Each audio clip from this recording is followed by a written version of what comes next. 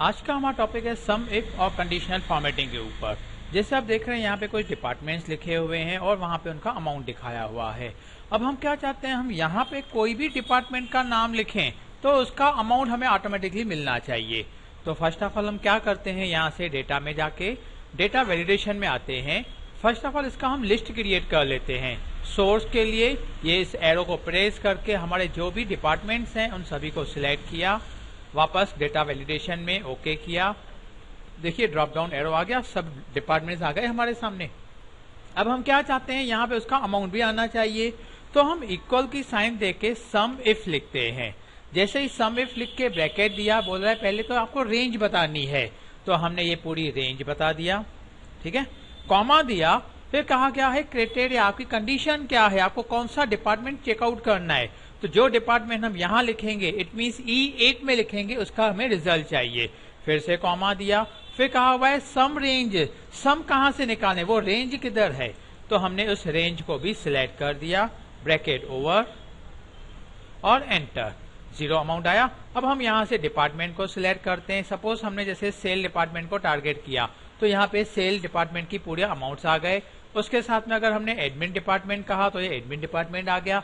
अगर हम इसमें वेरीफाई करें तो देखिए यहाँ पे एडमिन 22 का है, उसके साथ में यहाँ पे फिर से एडमिन और यहाँ पे भी फिर से एडमिन, जस्ट 3 जगहों पे लिखा हुआ है। अब हमने कंट्रोल को प्रेस करके इन तीनों सेल्स को सिलेक्ट किया। अब यहाँ स्टेटस बार पे देख सकते हैं अमाउंट 7200 है और यही अमाउंट हमारा यहाँ पे भी अवेलेबल है।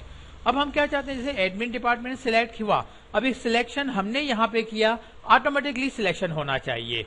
तो उसके लिए हम पूरा एरिया फिर से सिलेक्ट कर लेते हैं विदाउट हेडिंग्स। होम में जाके कंडीशनल फॉर्मेटिंग, यहाँ पे न्यू रूल डिफाइन करते हैं। यूजर फॉर्मूला में गए, यहाँ पे अभी हमें क्या चाहिए, जो अमाउंट जो नाम यहाँ लिखा हुआ है, देखिए $8 आ गया। दैट मीन्स E8 को उसने कांस्टेंट कर दिया है, इक्वल की साइन दी और जस्ट यहाँ पे सेल्स वाले पर्टिकुलर A2 को सिलेक्ट किया है। लेकिन अभी हमें क्या चाहिए, एक तो कॉलम फिक्स है, फिर A2, A3, A4 होना चाहिए। तो ये जो नंबर 2 आया, दैट मीन रो 2, ये हमें फिक्स नहीं चाहिए। तो $A एंड 2 रो नंबर दिखा दिया। फॉर्मेट में गए, अब हम अपने पॉइंट ऑफ व्यू से जो कलर कॉम्बिनेशन चाहें आप सिलेक्ट कर ले सकते हैं और ओके एंड ओके। देखिए जैसे एडमिन यहाँ पे टारगेट है तो उसमें एडमिन के सब ऑप्शन सिलेक्ट हो गए। अब यहाँ से हमने परचेज को सिलेक्ट किया तो ये परचेज वाले सेल्स को हाईलाइट कर रहा है और उसका यहाँ पे टोटल अमाउंट आ चुका है। उसके साथ में हमने मार्केटिंग कहा तो मार्केटिंग के सेल्स को भी सिलेक्ट किया और उसका अमाउंट भी यहाँ पे आ चुका है। Okay friends, thank you.